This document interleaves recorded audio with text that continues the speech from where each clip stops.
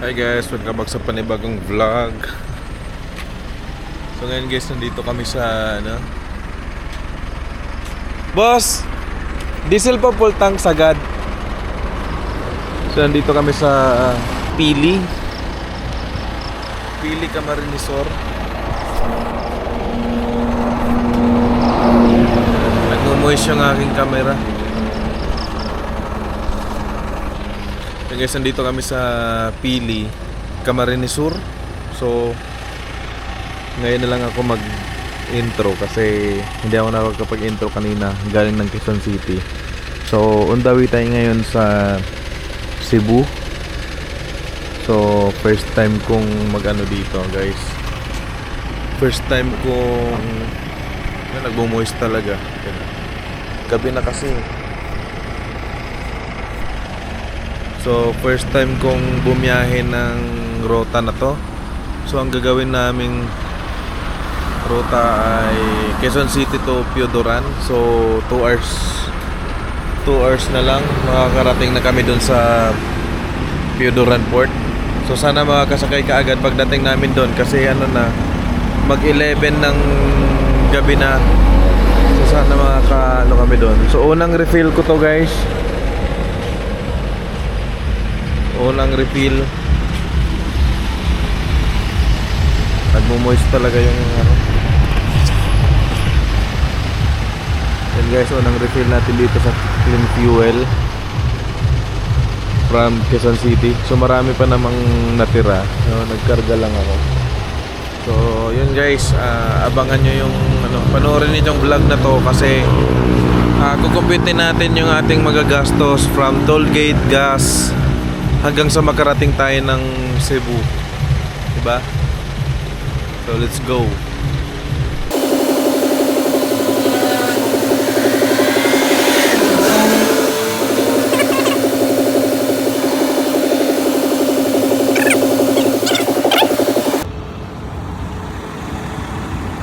So yan guys, good morning. Time check 8:20. So kakadaong lang namin dito sa yung sinakyan natin, yung co-shipping lines. So ang biyahe niya parang mga 4 hours 4 to 5 hours, depende. 4 hours. So hindi ko na napansin kung anong oras kaming umalis kanina kasi natulog na ako. Ang sarap na ng tulog ko kasi pagod na ako mag-drive galing ng Quezon City. So ang binayaran ko dyan ay saan ba yan? Ano lang naman yan, 3.5 ata or almost 3.6. So total lang natin lahat guys pag nakarating tayo ng Cebu, kung para ma-compute natin, 'di ba?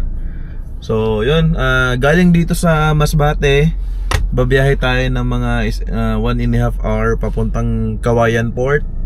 So from Kawayan Port magroro ulit tayo papunta ng Bugo City, Cebu. So yun yung medyo mas mahal ata yung roro nun kasi medyo malayo yung distance nun. So itong co-shipping lines, meron naman sana silang meron silang connecting na biyahe. So pag Piodoran to Cebu City, ang niya is nasa 12,000 plus. Pero kung Piodoran to Bugo City nasa 9,000 plus. Kaso hindi ko siya kinuha kasi matagal yung biyahe. Baka bukas pa kami makarating ng Cebu. Kasi pagdating dito sa Masbate, bandang gabi pa uli yung biyahe papuntang Cebu. Malayo yung distance ng Masbate City to Cebu. Kaya medyo matagal yung biyahe nun. Kaya ang gagawin, dito na lang ako. From Masbate City, babiyahe ako ng Baylan papuntang Kawayan. Then Kawayan roro to Cebu. Okay? So yun guys, i-update ko po kayo kung ano yung magiging gastos natin. Yung gasolina natin, yan pa. O nakaunang refill pa lang naman ako kagabi nung nag-intro ako. So yan, tingnan natin kung makakasakay tayo mamaya. Kasi alam ko mayroong schedule ng 2 PM dun sa Kawayan Port. Okay?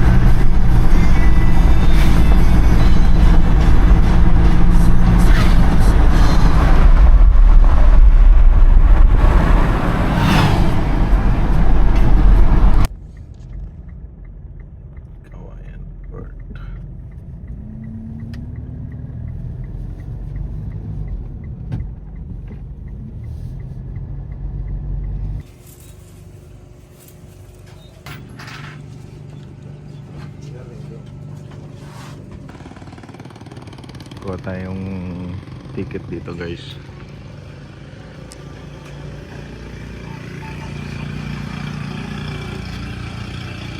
Kuha na ako ng ticket patawid ng Cebu.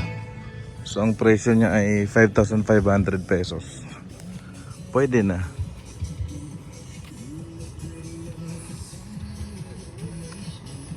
So papatatak muna ako ng Coast Guard. Guys, iwan muna natin dito. May nag-invite sa atin ng kainan dito sa Masbate. Puntahan muna natin saglit. Okay na, Nay?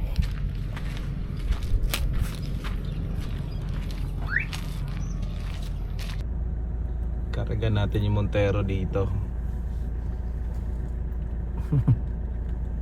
Adlog ka. Ayun raman. Karon ikarga lagi? Oh. Di ba? Why andam nyo di ato? Ayaw nilang magkarga. Baka mabali daw.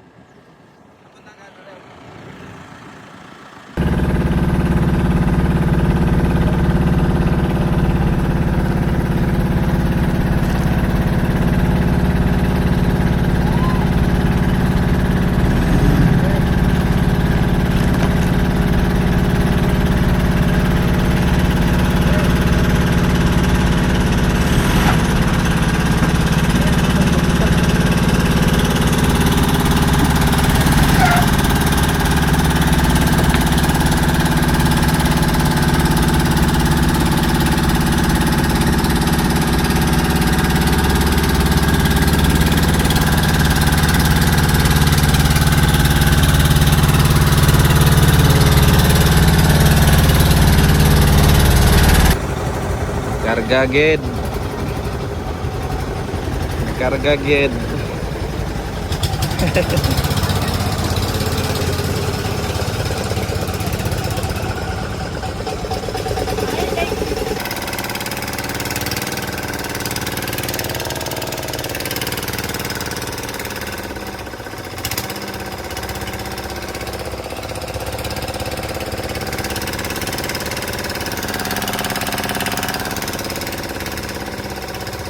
Pasok na tayo dun sa Roro.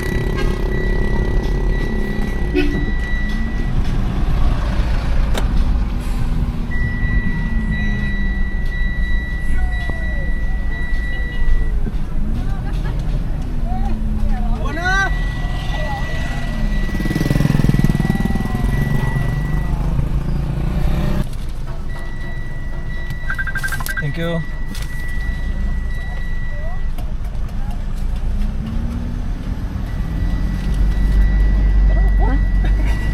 Nagka-record pa na. Saan na? Nagka-record na.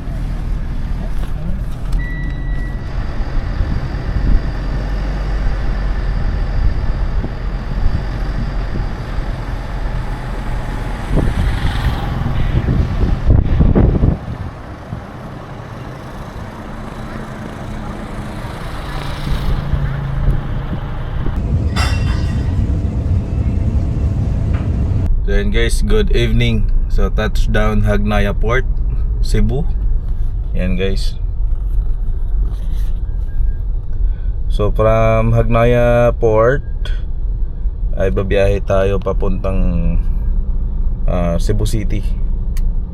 Siguro mga 2 hours. Yan dito Cebu City. So pagdating ng Cebu City, doon tayo magkarga ng gas at titingnan natin kung magkano yung pinaka total na gastos natin. Right? So ang biyahe nung Roro na to ay 6 hours from Kawayan Port, Masbate. So medyo matagal din. So hi guys, nandito na po tayo sa Cebu City. Magpapakarga tayo, last karga natin from Quezon City. Okay? So papa full tank sagad natin para ma-compute natin kung magkano talaga yung ginastos natin from Quezon City to Cebu. Okay? So mamaya ito total ko yung pinaka overall gastos from Roro and gas para meron kayong idea kung sakaling babiyahe kayo ng Cebu from Manila. Okay?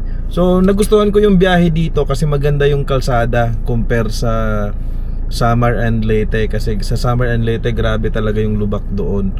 At dito chill lang, mas marami yung pahinga kaysa sa drive. So yun yung kagandahan, kasi first time kong biyahihin tong ruta na to. Kaya yun yung masasabi ko, mas relax siya and maganda yung kalsada. Okay? Ayan, tayo na yung kasunod guys. Papakargahan na natin. So yun guys, ito na yung pinaka total natin, no? Ang pinaka total gastos natin is 14,833 pesos. So, yan guys. So yan yung ating total. Labo ata ng ating camera. Wait lang. So yan ang ating total guys. Yung unang karga natin ng gas sa may Pili, 3,115.88, 45.9 liters. Ang second karga natin is 2,457.54. Yan, so dito na yan sa Cebu. Tapos 36.41 liters yan. So ang total ng naigas natin is 5,573.42. Okay? Mura na yan guys, no? 82.31 liters lahat ang ating naubos. Ang distance travel natin is 661.4 divided by 82.31 liters. So ang labas ng ating consumption ay 8.8 km per liter.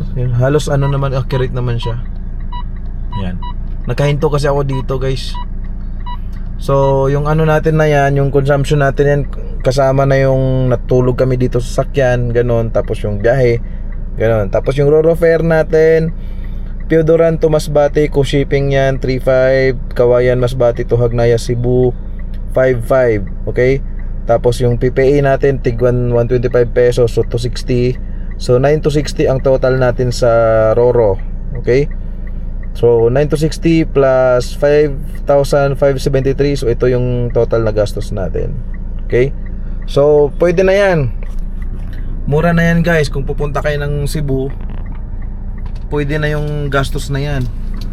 Lalo kung bumabiyahe kayo na pamilya kayo, sobrang mura na yan. Kasi kung mag-aeroplano kayo, halimbawa magbabakasyon kayo sa province nyo dito sa Cebu, medyo mahal yung aeroplano, diba?